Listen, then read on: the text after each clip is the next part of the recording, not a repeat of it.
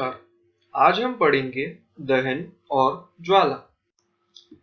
चलिए जानते हैं कि हम इस पाठ में क्या क्या पढ़ने वाले हैं। सबसे पहले हम जानेंगे कि दहन क्या होता है। उसके बाद हम दहन के प्रकार देखेंगे। फिर हम जानेंगे कि ज्वाला किसे कहते हैं। उसके बाद हम ईंधन की परिभाषा और उसकी दक्षता को विस्तार में देखेंगे। तो चलिए जानते हैं कि दहन क्या है। हम जानते हैं कि मैग्नीशियम वायु में जलकर मैग्नीशियम ऑक्साइड बनाता है और उसके जलने के दौरान प्रकाश और ऊष्मा उत्पन्न होते हैं। वैसे ही कोयला भी जलकर प्रकाश उत्पन्न करता है और ऊष्मा भी।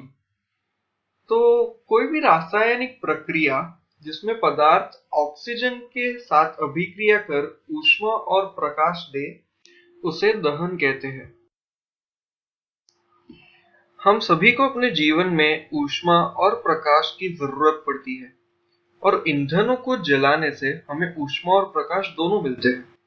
हम अक्सर घरों में, उद्योगों में और वाहनों में ईंधन का प्रयोग करते हैं।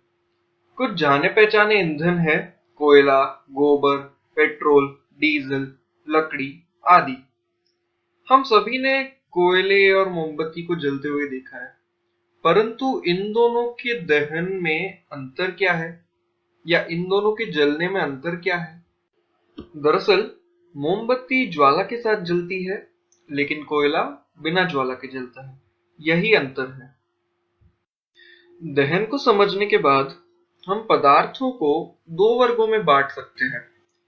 पहला भाग है अदाह्य पदार्थ, यानी जिनका दहन नहीं हो सकता। इसके उदाहरण है लोहा, पत्थर आदि। दूसरे है दाह्य पदार्थ, यानी जिनका दहन हो सकता है। इसके उदाहरण है मोमबत्ती, कोयला आदि। अब क्या आप बता सकते हैं कि दहन के लिए क्या क्या आवश्यक है? चलिए इसके लिए एक क्रियाकलाप करते हैं। तो सबसे पहले आप एक मोमबत्ती को जलाइए और उसे चिमनी से इस प्रकार ढकिए कि उसमें वायु अंदर जा सके। उसके बाद आप पाएंगे कि मोमबत्ती तो जल रही है। अब उस मोमबत्ती के ऊपर एक लकड़ी का गुटका रख दीजिए ताकि वायु का अंदर जाना बंद हो जाए। अब आप देखेंगे कि मोमबत्ती थोड़ी देर बाद बुझ जाती है। ऐसा क्यों? क्योंकि लकड़ी के गुटके को रखने से वायु का यानी ऑक्सीजन का चिमनी के अंदर जाना बंद हो गया। तो उसे थोड़ी देर क्यों लगी बुझने में? क्योंकि चिमनी के अंदर जो कैद ऑक्सीजन था उससे खत्म होने में वक्त लगा। तो इससे सीख मिलती है कि दहन के लिए ऑक्सीजन अनिवार्य है।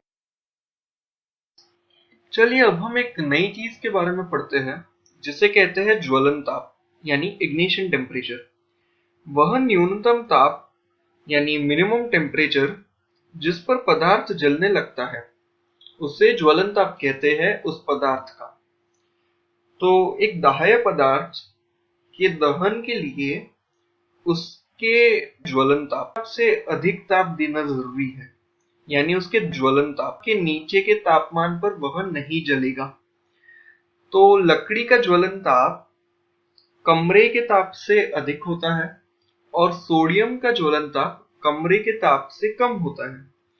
तो इसलिए हम देखेंगे कि कमरे के ताप पर लकड़ी नहीं जलती, पर सोडियम आग पकड़ लेता है। जिन पदार्थों का ज्वलन ताप काफी कम होता है और वो सरलता से आग पकड़ लेते हैं, उन्हें हम ज्वलनशील या अंग्रेजी में फ्लेमेबल कहते हैं। अब पोटेशियम ले लीजिए। उसे हम जैसे ही मिट्टी के तेल से बाहर निकालते हैं तो वो कमरे के तापमान पर ही आग पकड़ लेता है। तो पोटेशियम एक ज्वलनशील पदार्थ है। वैसे ही अन्य उदाहरण है पेट्रोल, गैस आदि। तो यदि आप एक ऐसी परिस्थिति में फंस जाए जिसमें आग लग गई हो तो आप तुरंत फायर ब्रिगेड को बुलाइए।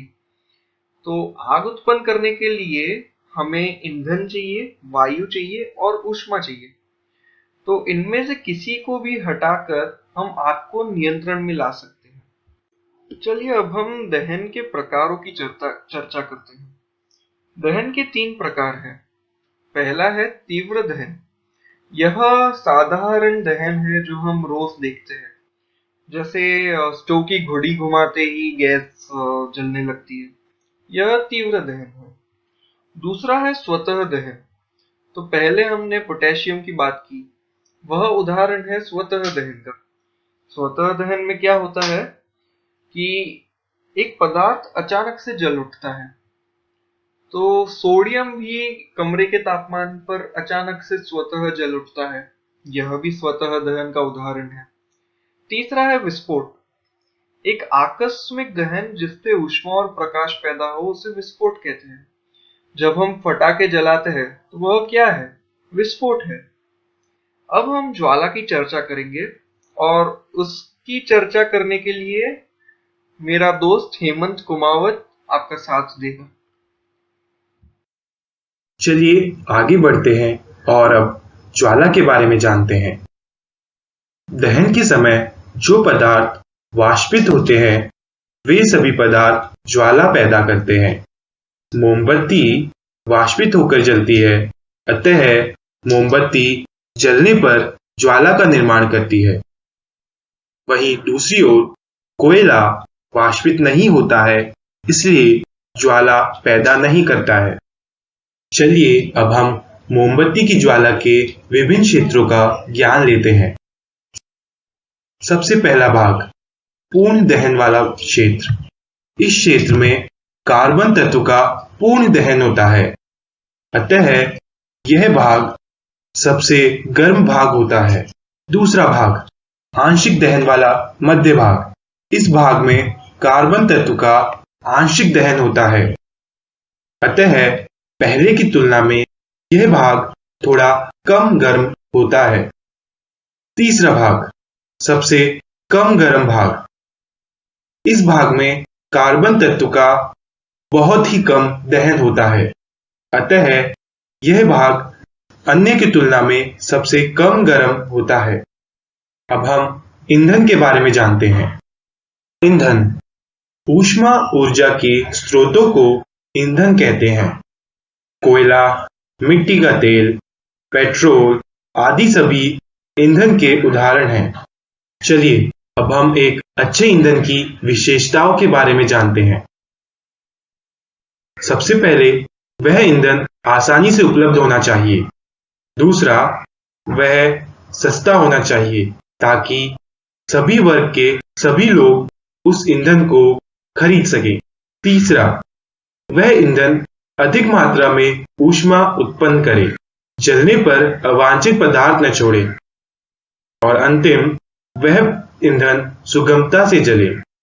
ऊपर दिए गए सभी मापदंडों को पूरा करने वाले ईंधन को हम आदर्श ईंधन कहते हैं। परंतु कोई भी ईंधन आदर्श ईंधन नहीं है, क्योंकि कुछ ईंधन अगर सस्ते हैं तो हानिकारक पदार्थ छोड़ते हैं। अतः एक ईंधन इन सभी मापदंडों को पूरा करे ऐसा नामुमकिन है। अतः हमें एक ऐसा ईंधन चाहिए जो ज्यादातर मापदंडों को पूरा करे। ईंधन दक्षता, किसी ईंधन के 1 किलोग्राम के दहन पर उत्पन्न ऊष्मा को उस ईंधन का ऊष्मीयमान कहते हैं। ऊष्मीयमान को किलोजूल प्रति किलोग्राम मात्रक से नापा जाता है। लकड़ी का ऊष्मीयमान है 17,000 से 22,000 किलोजूल प्रति किलोग्राम। कोयले का ऊष्मीयमान है 25,000 से 35,000 किलोजूल प्रति किलोग्राम। वहीं पेट्रोल का ऊष्मीयमान है 45,000 किलोजूल प्रति किलोग्राम। ईंधन के दहन से प्राप्त हानिकारक उत्पाद, लकड़ी, कोयला, पेट्रोल जैसे कार्बन ईंधन न जलने पर कार्बन कण छोड़ते हैं। ये कार्बन कण खतरनाक प्रदूषक होते हैं। इन ईंधनों का अपूर्ण दहन कार्बन मोनोऑक्साइड उत्पन्न करता है। यह गैस अत्यंत विषैली गैस होती है। ईंधनों के दहन से कार्बन डाइऑक्साइड उत्पन्न होती है। यह गैस अधिक मात्रा में विश्व उष्णन का कारण बनती है।